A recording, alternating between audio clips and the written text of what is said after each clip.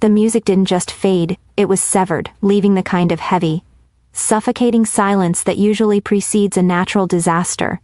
My sister, Chloe, the bride who had spent the last year micromanaging every breath taken in this ballroom, stood frozen with her arm extended, her finger pointed directly at my chest like a loaded weapon.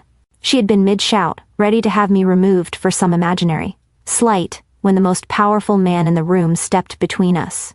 But General Sterling, a 4-star legend with eyes like polished flint, wasn't looking at the weeping bride. He was looking at me. He didn't see a bridesmaid in a discount dress. He saw something else entirely. His posture stiffened, a reflex honed over 40 years of service, and his voice sliced through the tension with absolute clarity. "Commander Vance? I didn't know you were in country." I watched the color drain from Chloe's face, her expression crumbling from righteous fury into a grotesque mask of confusion. My sister had spent 6 months curating the perfect guest list for her wedding, vetting every +1 and obsessing over the seating chart like it was a war map. But she forgot a fundamental truth about the life I actually live. In my line of work, we don't just show up on lists, we make them. To understand why the room felt like it had just been depressurized, you have to go back 48 hours to the welcome dinner.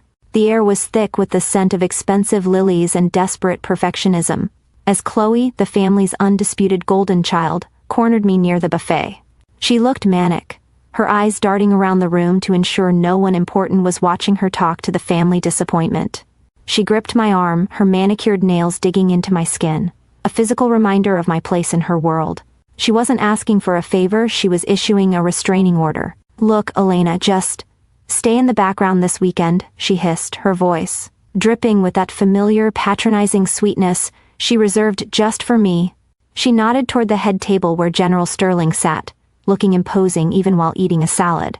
"Don't talk to the general. He deals with serious people, world leaders. He doesn't need to hear about your little IT support tickets or whatever boring desk work you do." She leaned in closer, her whisper sharp enough to draw blood. "Just don't humiliate me by trying to sound smart.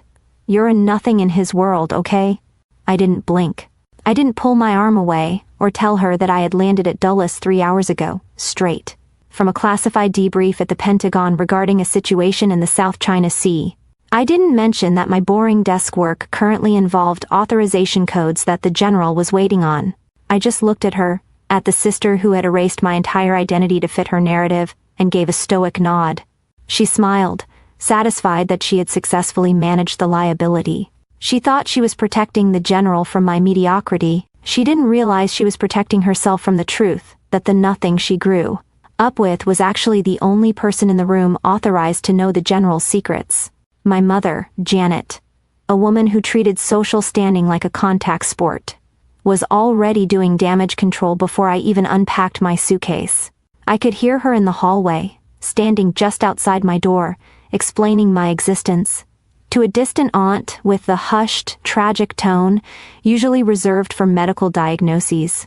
"Oh, Elena is still finding herself," she said, the hesitation practiced and precise, designed to elicit maximum sympathy. She described my career with the same vague embarrassment one might use for a fungal infection. Unfortunate, unsightly, but hopefully temporary. To them, I worked in a windowless basement fixing printers for the government, doing some clerical thing with computers that was too dry and lowly to discuss at dinner parties. They had built a comfortable little box for me labeled failure, and they reinforced the walls every time they spoke my name. It was almost funny, a dark, private kind of funny, because while they were apologizing for my lack of ambition, I was mentally reviewing the SIGINT analysis I'd authorized 6 hours ago. They saw a woman who couldn't match a handbag to shoes. They didn't see a commander in the Office of Naval Intelligence. My life wasn't about resetting passwords or troubleshooting Wi-Fi routers. It was about threat assessment matrices and keeping the Pacific Rim from catching fire. I carried secrets in my head that could topple the very governments my sister's friends liked to debate about over cocktails. The disconnect was so vast it felt like vertigo. I was living 2 lives, and the one that actually mattered, the one where I commanded respect and fear, was the one I had to keep invisible to the people who claimed to know me best. The absurdity reached its absolute peak the morning of the rehearsal dinner. The crisis of the hour was napkins, specifically the shade of blush versus bashful. Chloe was in the center of the hotel suite, hyperventilating because the linen service had sent the wrong hue. "It's a disaster," she screamed, her voice cracking with genuine despair, as if the fabric color would personally annul her marriage. My mother was fanning her, murmuring soothing nonsenses, while my father wrote a check to make the problem go away. I stood in the corner, holding a glass of lukewarm water, watching them unravel over folded cloth. I thought about the missed birthdays, the graduations they skipped because work was busy, and now here they were, stopping the world for a napkin. I excused myself, stepping out into the humidity of the hotel parking lot, not to cry, but to take a call on my secure line. The shift in my demeanor was instantaneous. The awkward sister vanished, replaced by the officer. I leaned against a rental car, checking my perimeter out of habit, and listened to the situation report. We were coordinating a freedom of navigation operation in a contested zone, and the window was closing fast. "Tell the Admiral the package is secure," I said, my voice dropping into that calm, lethal precision that terrified junior officers. "I'm dark until Monday. Initiate the level 5 asset extraction if the baseline shifts." I hung up, staring at the oil-stained asphalt. Inside, my sister was crying over linen. Outside, I had just moved to chess, peace that would ensure the 7th Fleet didn't walk into a trap. When I walked back inside, I ran to Mark, the groom, a man who seemed decent but was perpetually terrified of the hurricane he was marrying. He looked at me with that pitying expression I'd grown to despise, the look you give a stray dog you have no intention of adopting. "Hey, Elena," he said, lowering his voice conspiratorially. "Look, about my dad. He's arriving tonight." He shifted his weight, clearly uncomfortable, trying to do me a favor. "He's intense. A military guy. He doesn't suffer fools, you know? Maybe just steer clear like Chloe said." He wasn't trying to be cruel, he was trying to save me from what he assumed would be a slaughter. He bought the black sheep narrative wholesale because why wouldn't he? Chloe had been writing my biography for him since their first date. "I don't want you to feel bad if he's rough on you," Mark added, offering a weak, apologetic smile. "He respects success, and he's pretty high up." I wanted to laugh. I wanted to tell him that his father didn't just respect success, he respected competence, and we spoke the same language. I wanted to tell him that his father's clearance level and mine were likely the only two things in this zip code that matched. But I just nodded, swallowing the truth like a bitter pill. "Thanks for the heads up, Mark," I said. "I'll stay out of his way." Walking away from him, I felt that familiar ache in my chest, the accumulation of 1,000 tiny dismissals. It wasn't just this wedding. It was the time they asked if I could afford to fly home for Christmas, unaware I was on a government per diem that dwarfed my father's pension.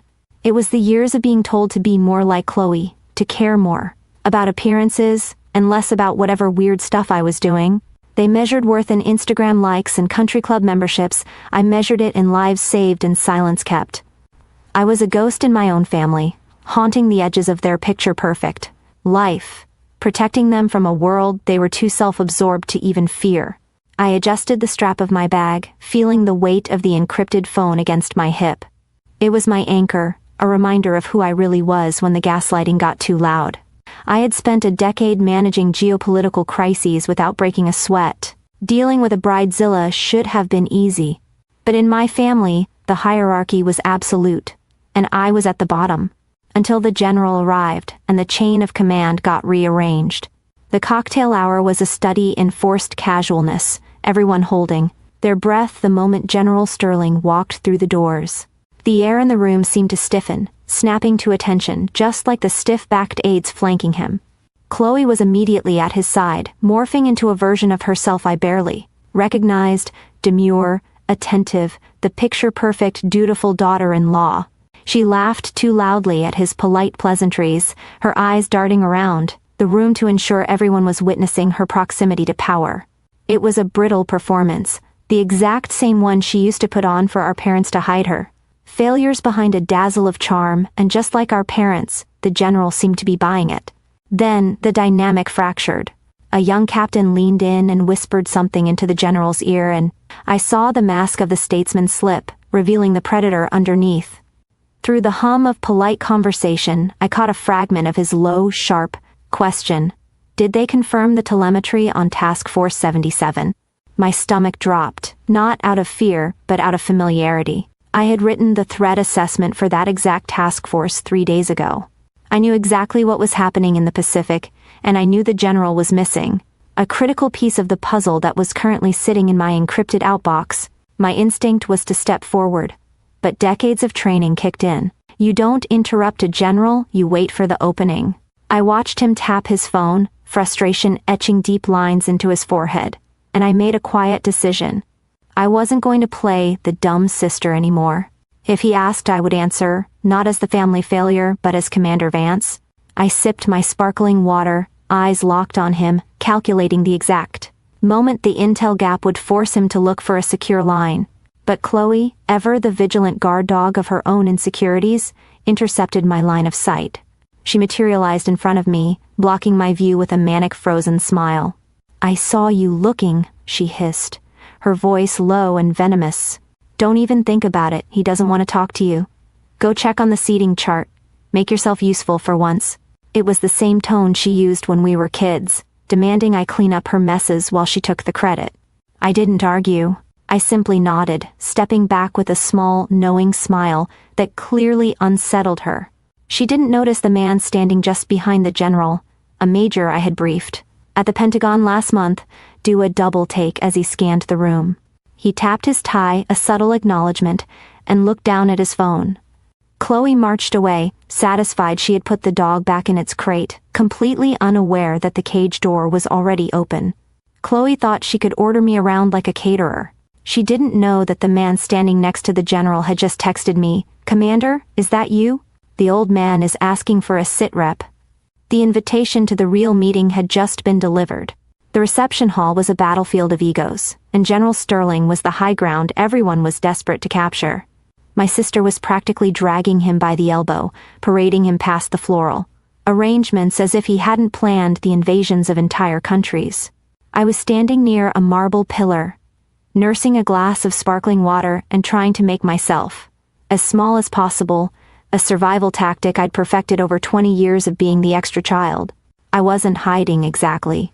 I was just maintaining the perimeter, watching the social dynamics play out with the same detached analysis I used for satellite surveillance. But in a room this small, collision was inevitable. Chloe turned, and her eyes landed on me. The mask of the blushing, benevolent bride vanished instantly, replaced by the sneer of the golden child who felt her spotlight was being threatened. She closed the distance between us in 3 aggressive strides, dragging the general along with her like a prop. "I told you to give us space," she hissed, her voice pitched just loud enough for the nearby tables to hear, but low enough to maintain the illusion of intimacy. She turned to the general, her voice dripping with that fake apologetic sweetness that always made my stomach turn. The same tone she used when explaining to her friends why I wasn't a bridesmaid. "General, I'm so sorry, my sister is a little socially awkward. She doesn't understand boundaries. Elena, just go." I felt a familiar heat rise in my chest, not anger, but a tired resignation. It was the internal tally clicking up one more notch. I thought about the missed holidays I spent in a bunker while they mocked my absence. The times they rolled their eyes when I said I couldn't talk about work. Every IT support joke they'd cracked at my expense while I was tracking nuclear assets. I started to turn away, ready to retreat to the shadows like I always did. But the general didn't move. He wasn't looking at the centerpiece Chloe was gesturing toward. He was staring at me with a fierce, calculating intensity. He completely ignored the bride clutching his arm, his gaze locking onto mine with the weight of a target acquisition. "Elena?" he asked, his voice cutting through the ambient chatter like a knife. "Elena Vance?" It was a simple admission, but in that room, it sounded like a bomb going off. Chloe, unable to process a world where I wasn't the failure, let out a nervous, incredulous laugh. She tried to step back in between us, desperate to reclaim the narrative she had spent a lifetime building. "General, you must be confused," she said, placing a patronizing hand on his sleeve, her voice trembling with the effort to maintain control. "Elena works in IT support. She just fixes computers. She's confused." The general pulled his arm away, slowly, deliberately. He looked at my sister with a coldness that would have frozen a subordinate in their tracks, then raised a hand to silence her. "She's an O5 commander in naval intelligence, Chloe," he said, his voice ringing out across the suddenly silent ballroom. The murmur of the crowd died instantly. "And if she's the one who wrote the Silent Tide protocols, she's the reason my son, and half this room, is sleeping safely at night." You could hear the air conditioners humming. That's how quiet the room got. My parents, standing a few feet away with their wine glasses halfway to their mouths, looked like they had been struck by lightning. The general turned back to me, extending his hand not as a social courtesy, but with genuine professional reverence. "I never expected to find a strategist of your caliber at a wedding," he said, shaking my hand firmly, treating me as an equal on the battlefield. "We need to talk about the Pacific Rim situation. Can you spare 5 minutes? I looked at Chloe. Her mouth was slightly open, her face a canvas of shock and humiliation. The script she had written for our entire lives, the one where she was the star and I was the prop, had just been burned to ash. In that moment, the wedding decorations, the dress, the flowers, it all faded. All that was left was the look on my sister's face as she realized she wasn't the most powerful woman in the room. She wasn't even close. The bubble of the wedding reception had been punctured, and the air hissing out of. It sounded suspiciously like my family's social standing deflating in real time. General Sterling and I had stepped only a few yards away from the main cluster of guests, but we had effectively transported ourselves to a different continent. We spoke in the rapid-fire shorthand of intelligence officers, acronyms, and threat levels that flew over the heads of the tipsy guests nearby. He asked about the logistics of the extraction I had authorized. I gave him the unvarnished numbers. For 5 minutes, I wasn't a bridesmaid or a daughter or a sister. I was an asset. I was a peer.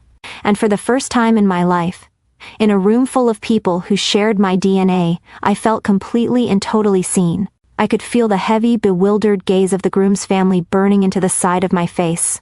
They were looking at me with a mixture of awe and confusion, reevaluating every interaction we'd had over the last 2 days. But the real show was happening just to my left. Chloe was frantic, her hands fluttering like trapped birds as she tried to explain the inexplicable to Mark. I caught snippets of her desperate whispering, the frantic hiss of a narrative collapsing under its own weight. "I didn't know. She never tells me anything." How was I supposed to know?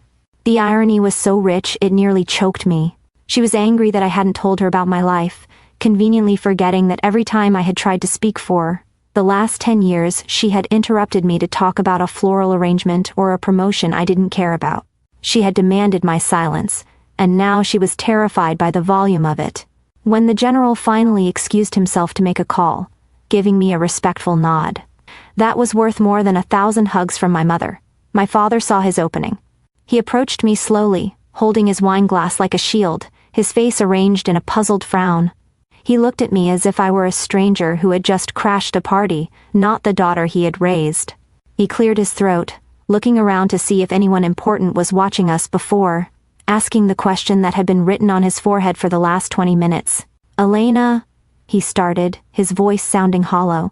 "Why didn't you tell us you were important?" The word hung in the air between us. Important.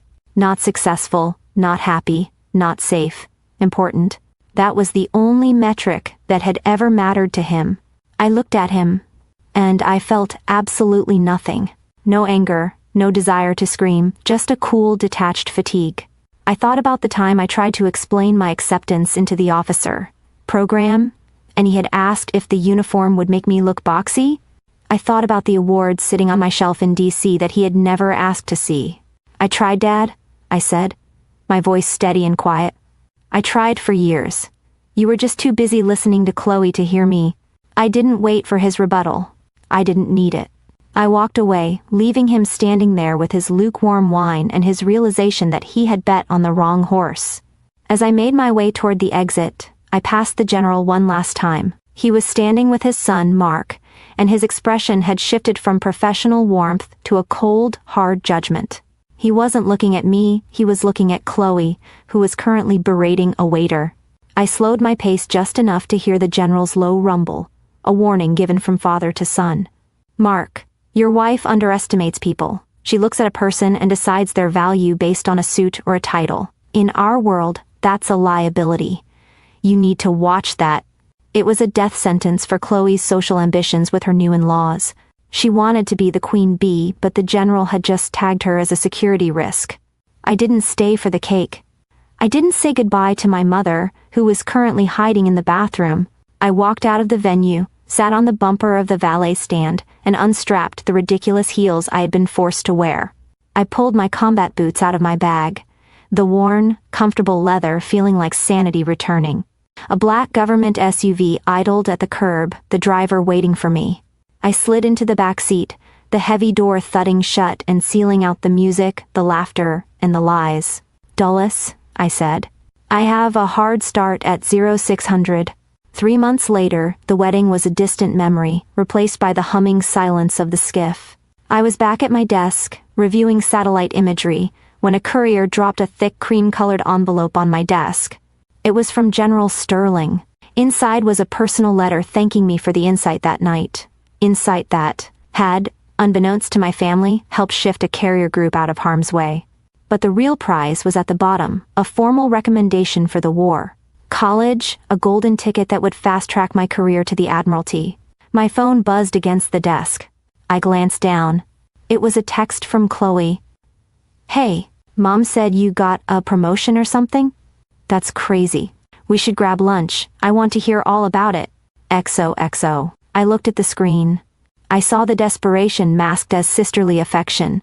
I saw a woman who realized she needed access to the influence I now held. For a second, I considered replying.